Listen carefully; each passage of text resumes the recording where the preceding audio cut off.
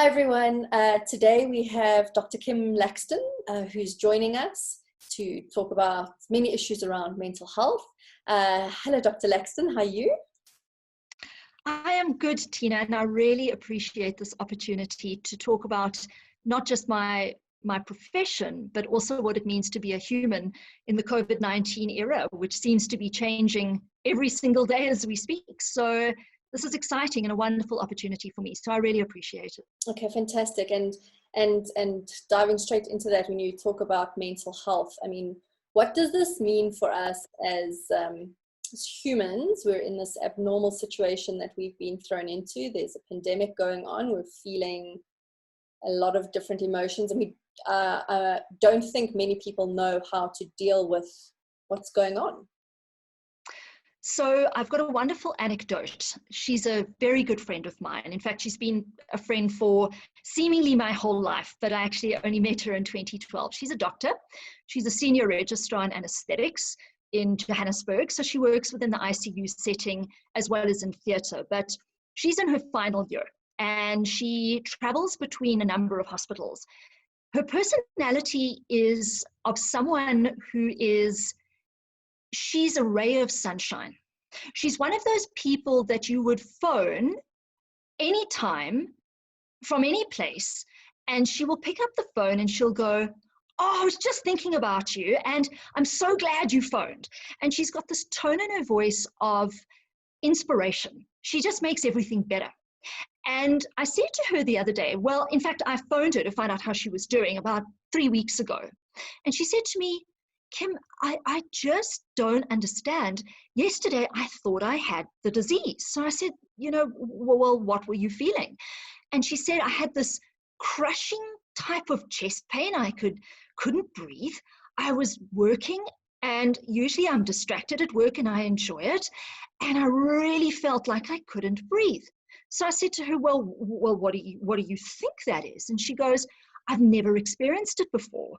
And I said, "Well, you haven't got the disease, you've got anxiety." And she said to me, "I don't know what that is." Now, what I'm finding, the more I speak to people, the more I spend time with individuals, not patients, not people who have gone for years of therapy, just general people, from the guys that are COVID frontline right down to the gentleman that sprays your hands when you walk into Woolies. These are people that are getting confronted by medical, mental symptoms that they've never experienced before. And it's frightening because it revolves around the unknown. It revolves around anticipatory dread almost, where the what if comes into play. We've been thrown as a society, as individuals, into a space of, I now need to put on a number of different hats as well as cope with these emotions. And I think that this is my interpretation of mental health in a COVID-19 era, that there are two pandemics.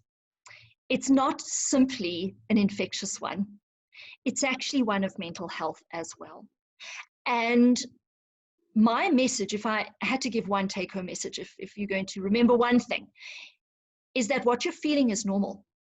What you're feeling is okay. What you're feeling is your feeling. It's subjective and it's deeply personal, and that's okay.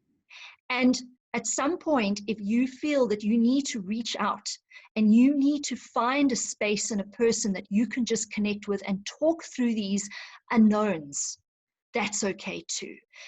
And the loneliness and the feelings of the unknown are going to linger, but you are going to travel through this, because for the first time in humanity, we are coming together, and it's encouraging. And don't be worried when you have these symptoms that you can't well explain. Like you said, there's so many hats. People are having to take on new roles, be it that you're having to homeschool your kids, work in other conditions. Now you've got cooking and cleaning, things that you may not have done before, and you're trying to juggle this, and perhaps the sense that we're not really good at doing these new roles and not coping with the fact that maybe we're not getting a lot done in a day. Or perhaps we're not doing the things that we expect ourselves to actually do. Some of the funniest things, I tend to look for humor. Psychiatry is, and my psychology colleagues will agree, it's a serious profession. We deal with a lot of deep sadness. We deal with a lot of loss. We deal with fear. We deal with suicide. And COVID-19 has brought along a whole lot of new symptoms, a lot more fear. And I say, as part of your therapy, look for things that are funny, because human beings, there are some funny people out there. And talking about the many hats that people have to wear, I remember a meme that was going around just before lockdown, and I can't quote it verbatim, but it went something like, finally, it's the time where the husband can't say that he hasn't got enough time to do that thing. And from a personal experience, we got ourselves a Weber braai. We've never braaied in our lives, and we've been braaiing. And it's very good to look for the humor, to look for the humanness in this scenario. And it's also okay to question yourself. Every human being is an individual. And that might sound a little bit colloquial, but actually what I mean by that is everyone's got their own personality. They've got their own set of skills. They've got their own structure. They've got their own sense of humor. They've got their own responsibilities, and they've got their own identities. And those identities could be being a mom. That could be someone who's married to their work. That could be a doctor fighting COVID. That could be a retired gentleman who lost his wife last year. There are so many people going through so many different experiences that have now been put into a space of, what is my identity now? What is required of me now? Where do I go to get these questions answered? And the one place that you can go is inward. One of the things that I say to my colleagues and a lot of my friends, and especially my patients, be kind to yourself.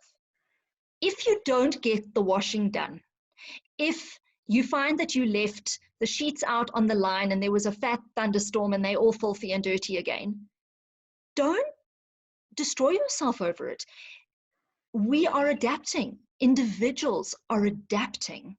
Sometimes we want to run away. Sometimes we want to hide. Sometimes we just want to escape. But the way we manage these new roles and these various new hats is not to run away. It's not to outsource the problem. It's about looking inward, taking that moment and saying, who am I? What are my responsibilities? And if right now I don't get them 100% correct, I'm going to be kind to myself. And I'm going to forgive myself. And then you turn and outsource these questions, because once you've identified your identity within the COVID-19 era, it's far easier to access good, supportive, and correct information. Definitely. And like you said, everyone has their own way of dealing with this. And some people really want to talk about how they're feeling. Some want to find humorous ways of talking about it. Everyone's got their own way, and maybe also not being so hard on everyone else, not just on ourselves, but, you know, there's someone will send something and I mean, and again, I'm just talking in experiences that I've had. Someone will say something or do something and they criticize quite quickly. Well, you're not thinking about how someone else may feel, or it's not funny, it's not a joke. But the truth is, I don't think anyone is necessarily wrong in the way that they're coping with it. I'm in full agreement. If I had to write a book, I would love to write a book with this title: Give yourself 10 seconds. Now, I wanted to write this book when I started psychiatry. Just the title, there's no content to it. But the title of Give Yourself 10 Seconds has become maybe a mantra for me in my personal COVID-19 space, in a sense that I now have those 10 seconds to think before I react, before I comment, before I take that opportunity to point a finger, to judge, to give advice. 10 seconds is a little bit like that 90-second Woolies meal that you stick in your microwave and you're starving. The 90 seconds feels like it's never going to end. When you are rushed and have got 15 things on your list to do and it is 3 o'clock in the afternoon, 10 seconds feels like a lifetime. What we need to do at this time is actually learn to stop. We are called human beings for a reason. We're not called human doings. And if we're going to look at the positive side, there are not many, but if we're going to look at the positive side of COVID, it's about being. It's about being present. It's about being respectful. It's about being compassionate. And it's about being kind. And that 10 seconds you can find in all of those spaces. And it takes practice. Sure. It's like you said, that inward thinking of being maybe a little bit more conscious of how our thoughts and how our actions impact ourselves and other people. But we have to start somewhere. And I suppose, the best place is to start. Can't help everyone. You need to start with yourself. And I think that's a common theme that's also coming up. And in self-reflecting and practicing these things, perhaps that's a way we can be more considerate of the situation, because it's not normal. It's not a normal situation that we can say, well, this is the outcome and this is how we should be reacting. We've got no platform to go back on and say it was done before. What I can say, which is quite interesting, one of my colleagues actually said to me, and I hadn't thought about it, and since then I've just noticed it being said a number of times, we're actually at war. And if you think about war, if you just go back to World War I, World War II, any sort of conflict amongst large groups of people, we're in war with COVID. The difference, though, is that we are all fighting on the same side. COVID is our enemy. And we've been thrown, and I'm talking about we, because we are as a family, I as an individual, we as a nation, we as a race, culture, religious group, we as a world of people have been put into a time of trauma.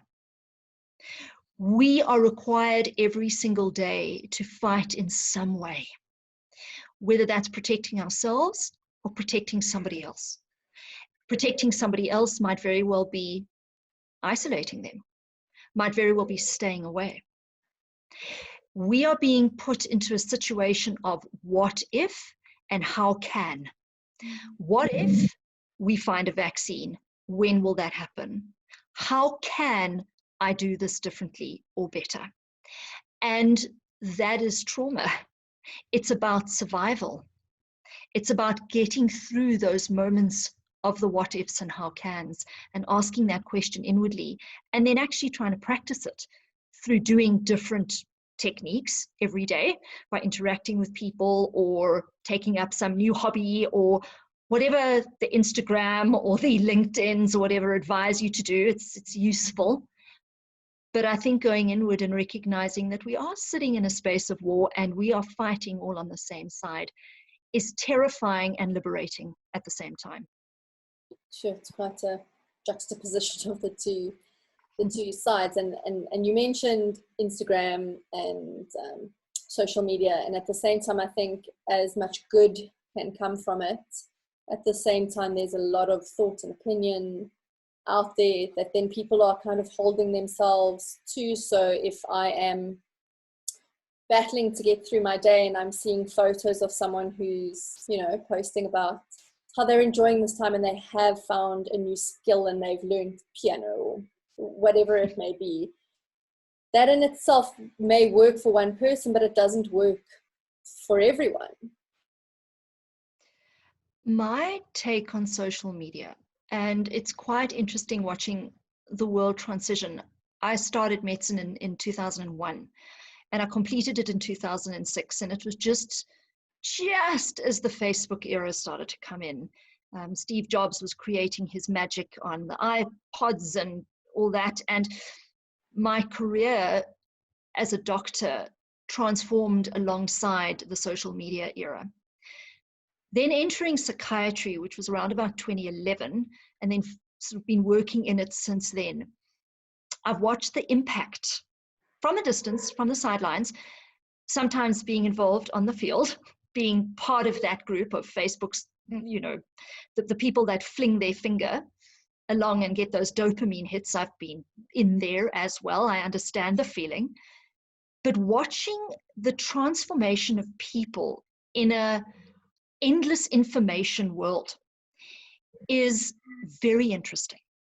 Now we take COVID, and I've said this from the beginning. I said it sort of when it was still sitting in Wuhan, and I've watched it, and I think a lot of my colleagues will echo my thoughts. There's only one thing that travels faster than COVID, and that's panic. And panic hits every emotional aspect of one's brain. Panic hits the anxiety center, it hits the mood center, it hits the endorphin center, because all of a sudden you're motivated to do something. You know, it instills a whole sense of my brain is kind of on fire and I don't know what to do with this. The problem with social media for me is the misinformation. It's the enjoyment or the accessibility to people to create panic, to get the likes or the comments, whatever it is that those people need. And I think from another take-home message, if people want to kind of put stuff into their memory bank and jot things down, one needs to select information that is read. One needs to find the reliable sources and stick with them. If you are a social media fanatic and you've got 15,000 followers on Instagram, be very careful what you post. Take more than 10 seconds to think about it, because you've got a social responsibility to be kind to people. When you are a social media follower, you've again got to be careful of the sources that you go to. When you want to get factual information about the disease, go to factual places. The WHO, the World Health Organization, the CDC, the NICD, which is in South Africa, which gives good guidelines, good practical clinical advice, and gives epidemiological sound fact. If you want to do that, then you do it. If you want the dopamine hit, do dumbbell squats in your garden, because you're not going to get that from a social media aspect right now. When someone puts something out there, whether it's written, whether it's said, what it's created is universal publishing. In other words, once you have put it into that cloud, once you've written that comment, once you've photographed that scene, it is published, it is out there. And whatever happens to it, you've got no control. So I fear social media in a COVID era time. The other thing that I would advise people to do is, if you do want to access information, limit it. Going into News 24 15 times an hour, it's not going to give you any more information than it did at the beginning of the hour. So pick your time when you're going to read the information that is going to be published, and pick your sources of data. Definitely. And there's there's, like you said, a lot of negative data, but there are also some really fantastic positive sites to get really good stories and good information, and to try and find those. And, you know, perhaps as much as you're reading the negative stats and the News 24s, look to the positive sources that exist. I responded to a LinkedIn post the other day by a group called Synapse, and I'm very keen to actually share some of those details, because they've got a very, very newsworthy, excellent site that is about saving healthcare practitioners. That is the aim, through tech and having a coalition with health, coming together in a fourth industrial revolution. And what I said on that LinkedIn post is that I'm actually very proud as a South African. And it stems from top down. I'm proud of our leadership. I think the president has put himself in a space which is exceptionally difficult. He is speaking to a nation. Two things he has to do, other than fixing an economy. He has to give information, and he has to instill hope. Those are his two themes. But I'm not just proud about the leadership. I go right down to the healthcare workers, the essential services people. When you walk through a little shopping center to go and get your food for the day, there are people cleaning the floors. There are people that simply spray your hands at the counter or at the entrance to the shop. These people are fundamental in our lives right now. And it also obviously extends to our healthcare workers, our nursing staff, the porters that take patients around, the ambulance drivers, the doctors, the nursing staff, as I said, ICU staff, those that are involved in creating the personal protective equipment, all of those people, essential, right? But the good deepness, the satisfaction that I get are the smaller acts of kindness. And I'm proudly South African to say that I know of organizations that have been there, NGOs, NPOs, who have been around. And what they've done is they've just shifted the direction of where their care is going to be distributed. One of those groups is called Rays of Hope. And Rays of Hope is an NGO, and it is affiliated and focused on Alexandra Township in Johannesburg.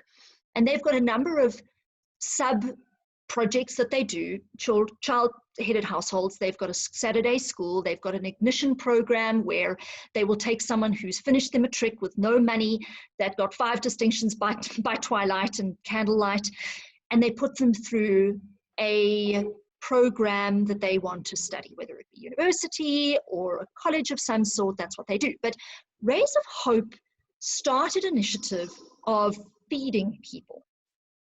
And I will not get the numbers completely correct. You can actually go to the website and find the actual exact numbers. They went in there and they said to people on their websites, on their social media platforms, we are planning to collect food and basic essentials within homes, package them, and we've worked on a budget. It's about $400 worth of stuff. And we put that in a packet, and that will sustain, I think it's around about a family for about 3 weeks. Anyway, they had this sort of plan, and they weren't really expecting to get brilliant feedback. They were expecting substantial feedback because they've got a good following, and they were looking in the rounds of numbers of, say, 20,000 Rand donations.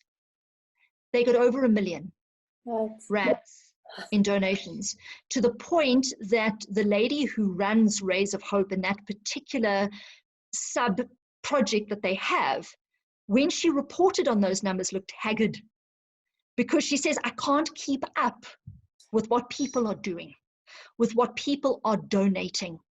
It's money, it's food, it's clothing, it's blankets, it's time, it's exposing themselves to go into the townships, whatever it is that they're doing. And I am proudly South African to say that that is what South Africans do best. We come together as people and we find the vulnerable. And these moments of kindness, generosity, time, taking the moment to think about helping one's neighbor, are acts of mental health. Those are very, very powerful forms of treatment. there was a challenge that happened on social media that, if I'm not mistaken, Good Things Guy, Brent, he flipped scenarios. There was that egg challenge that was going around, asking people, I think it's still going around, to drink an egg and sugar and whatever it may be. I can't remember the exact details. And he turned around and said, cool, let's flip it on its head. Let's donate eggs and mealie meal and sugar, whatever it was. And if I'm not mistaken, Spar came on board, or one of the food chains came on board. And I've seen so many people turn around and say, okay, cool. That challenge, the old egg challenge, kind of stops with me. This is what we're going to do with the new challenge. Let's turn it into a real positive that can not only have an effect that, yes, we're sharing on social media and I downed my egg. It's cool. If you want to do that and that's what you need to do, there should be no judgment. But add something really good to it. Do something where you can make a difference. And then challenge your friends. Challenge those who can do it, because you know, we might not be making that much of a difference as an individual. We feel like we're not, but collectively, so much can be done. I completely agree with you. As a psychiatrist, we see people one-on-one. Much of my time is spent diving into the depths of mood, anxiety, symptom control, pain, themes of sleep, one-on-one.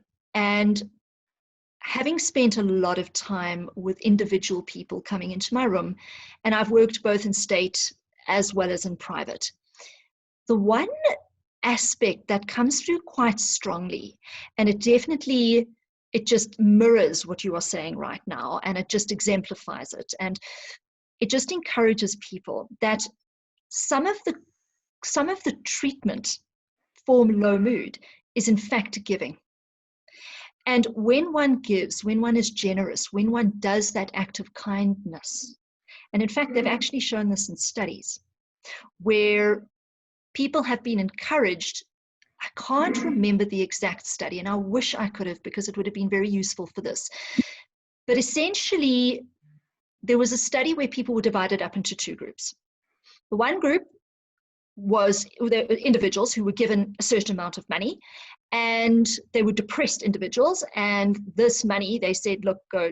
The experiment group said, listen, go and spend this money on yourself. You can buy whatever you want, and then come back and tell me what your mood is like.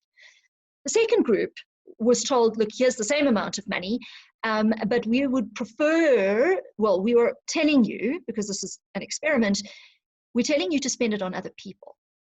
We're telling you to give it away, as opposed to try and buy the happiness. And obviously they didn't go into that detail, but they sent them forth, and they came back and they rated their depression. And there was a clear distinction between the improvement of depressive symptoms in the group that gave to others, as opposed to those that took for themselves. And during this time, if an individual, if a person's sitting at home, it could be with a family, and I know that families can be raucous at times, especially when they're in confined spaces. But as an individual, if you do an act of kindness, you'll be surprised at the goodness that comes out of it for yourself. I know that there's been a lot of debate on social media that if people have done good things and they posted about it, then often, again, they're judged for filming it. And something I was chatting to some friends about the other day was, but the act of kindness was done.